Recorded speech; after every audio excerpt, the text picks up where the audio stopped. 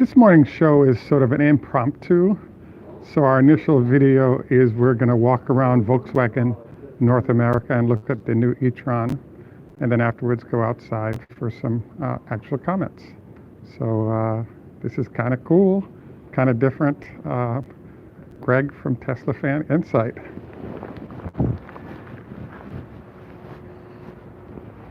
So this is the Audi e-tron, and it looks cool. Unusual color, badging doesn't seem any mega different, and so we have a nice e-tron display here. The ferocity of Audi Quattro all-wheel drive performance charges up to 80% at approximately 30 minutes, making it easier than ever to hit the road at a moment's notice. Electricity America's vast nationwide network, nearly 500 charging sites with 2,000 DC fast chargers by the end of 2019. Interesting. I'm walking around the display vehicles here. I thought it was interesting to note that the vehicle that's sitting behind the e-tron here at VW is a Q6 or Q8, and you basically have the same body, and you wouldn't be able to tell the two from each other based on the fact that the only difference from what I can see is color, and it looks like the wheel setups are a little bit different. I know it's not electric, but I still think the RS from Audi is an awesome vehicle and looks cool. Just thought I'd give you guys a little bit of a view. This is the 2+2 setup, and it's beautiful. Very nice way to go out in terms of cars. Interesting paint finish, kind of a dull matte gray instead of super shiny. Very cool vehicles. So what I'm going to do right now is just get a backwards view in general of the showroom with the e-tron being featured at here, and we're now not going to get busted and head outside for our commentary.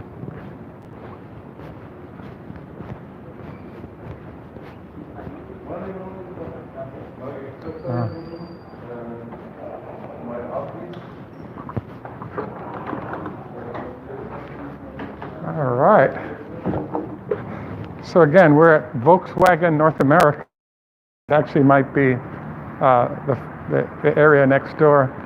I decided to go outside right now because I don't get the security cards in trouble. You're kind of getting a glare here, but on one side of the aisle, there's no Porsche there. There's just, at this facility, there's just VW and Audi. Howdy. One of the things we've talked with you guys about in the past is something that we call parking lot pimping.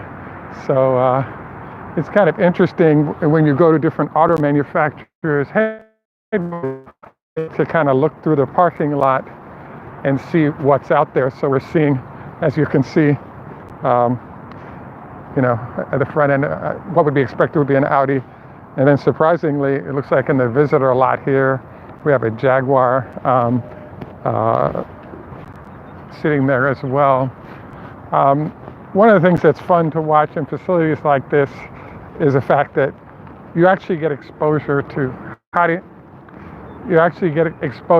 vehicles that might be new or upcoming, and before they're distributed through the rest of the country as it comes into the United States. So the e-tron was one of those items. So one other thing I wanted to take a look at as an example of what happens when you visit a corporate headquarters is I have not seen this car before.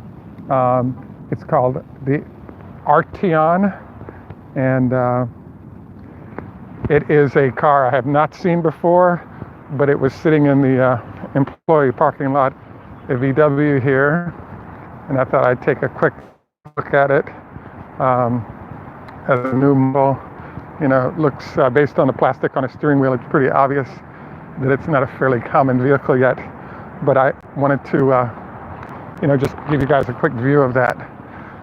What we're going to do right now is take some time to chat in a more controlled environment about what was discovered today based on a conversation I had with a VW executive. And this is definitely unusual to what we usually do, but I thought it was kind of fun I happened to pop into VW's North American headquarters and wanted to just review with you guys kind of what was going on. All right. Greetings. So this is Greg for Teslafaninsight. Thanks once again for joining us. Patreon supporter, thank you. If you're a subscriber, we greatly appreciate that as well. Behind me is the VW headquarters. One other note here is if you look up at the flags, you'll notice the German flag there along with the United States flag. And I guess that's the Commonwealth of Virginia would be the other one. Wanted to note that this is our first visit to VW's headquarters. I've driven a lot of cars from different companies. I'd have to say I've never visited VW's headquarters in Germany or U.S. before. Most of my visits were with other companies, and so it's kind of fun to get out and look around a little bit. The next question is, what do we learn today about the electrification efforts of VW's Audi group? The answer to that is that we learned a few things. As part of the consent decree with the government, VW is required to provide $5 billion to create a nationwide charging network that's primarily concentrated near freeways to address vehicles moving via electricity. So I didn't know what all the numbers were, the details of the agreement were, but I thought that was kind of interesting. The second thing that we learned today is that as you all know, VW is contracted with Tesla to help in building out these fast charging facilities across the United States. So to my understanding, there's actually a fast charging facility here at the headquarters for VW. At the end of our show today, we're going to do something we've discussed before called Parking Lot Pimpin', where we will take you guys on a drive around the parking lot because sometimes there are executive vehicles and other vehicles that are kind of interesting that are worth noting. So another item that popped up is that the platform associated with the electric cars that'll be under VW rather than under Audi or Porsche is similar platform, but many different vehicles being produced. But there's a strong commitment by VW to move into electricity, as is illustrated by the charging network and the $5 billion being spent on the charging network that we discussed.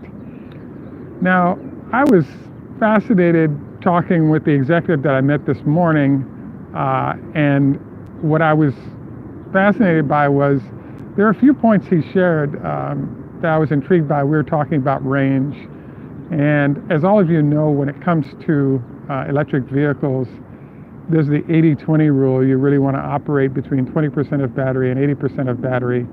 And the reason for that is that it actually creates a cycling situation where the batteries being used to power the vehicle keep switching, so you're not always using the entire battery, the batteries entirely within the car, and it kind of gives a break to those batteries not being used in the charging process.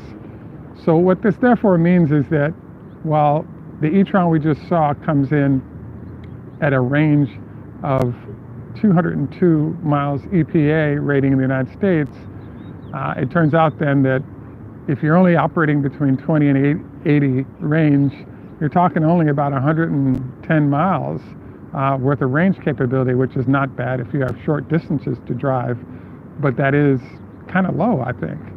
So I just thought I'd note it in general, kind of that, you know, as we know, Audi is working hard with the Porsche division of VW as well to deliver the first round of cars, and then we have more coming out. The discussion is of what's happening at the end of the year. As you saw, the paperwork is saying by the end of this year is when the e-tron will hit the United States in mass. And the combination of the charging network being built and the cars arriving seems to be sequencing at the same time. And I think that makes sense in terms of putting together competition that would actually be Tesla competitive. I guess it's an interesting note that I was looking around at cars, and both VW and Daimler have elected to simply take existing external shells of cars and then put electric inside. And is this bad? Is this good? I would say that that there's no inefficiency issues on the externals, but I'm wondering if, we're used to Tesla designing everything around the electric solution versus in this case you have a pre-designed solution that is non-electric, and now you're putting electric inside of that. And the question mark is this good or bad? I'd have to say that I can't argue it one way or the other. The features you want, number of seats, everything seems about right. The other issue is that 59% of vehicles being sold right now are SUVs, so the configuration of SUV seems to make sense. The one part of the sort of e-tron and the VW arrival that doesn't make sense to me is that what most people have tried to do is give you the smallest car possible when you go into electrics. And this kind of makes sense because the cost of the vehicle is kept down. The less metal you use, the less of everything that's used, the lower the price of the car can be. So I find it interesting that Audi has elected to bring in, for example, in the case of Audi, they're bringing in the e-tron, which is the largest SUV under the Audi brand, versus perhaps introducing it at the bottom end SUV. That way you could get a lower priced vehicle because there's just less car to pay for. So I think that's another interesting element about process and how VW North America is choosing to enter the market. The next item was that I actually asked the question of, we were told that the e-tron is delayed in the United States, and the delay is driven by a lack of batteries to go in those vehicles. And so I guess I was a little surprised by that because VW is really powerful, and I figured they could just buy their way to the head of the line if they chose to, which they have not chosen to do. So I just thought that was kind of interesting.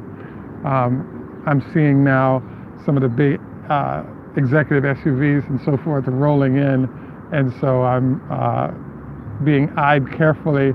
So as you know, our show is probably going to end pretty quickly.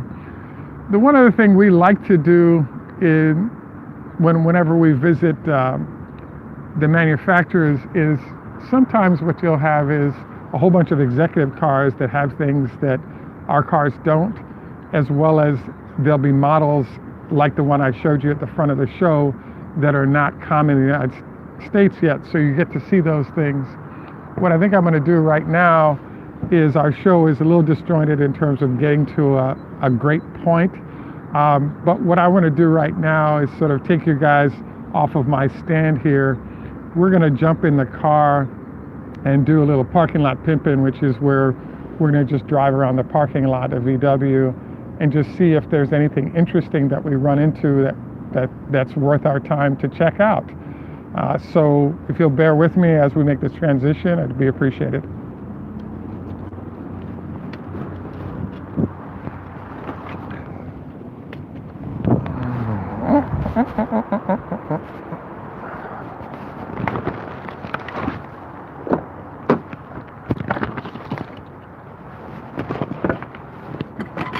So basically, as you can see, a lot of VW products, in particular, we're seeing SUVs.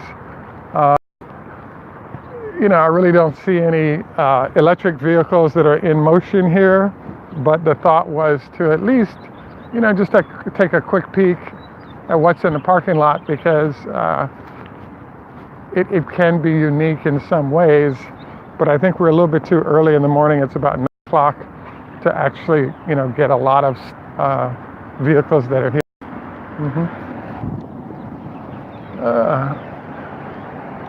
But as you can see, all we're seeing is a whole bunch of SUVs that are Audi branded, and that kind of makes sense. At any rate, we don't like to waste your time if we don't have quality info to share. This is Greg for Teslafaninsight. We want to thank you for joining us today. Remember, I just did my 20 leg lifts. Remember, don't eat within 2 hours of going to bed, in terms of the health tip of the day. And if you have any comments you'd like to share, we'd appreciate that. We are in the land of a whole bunch of VWs and Audis. So today's sign off, based on our German car location and our German flag behind us, is Tschüss, mach's gut in Deutsch. Wie geht's? Verstehst noch immer aus zwei Beinen. This is Greg for Teslafaninsight. Have a great day. Thanks for joining us. And we look forward to any and all comments. And we look forward to VW moving into the electric space and making a difference health-wise. Our final view of the U.S. headquarters of VW here.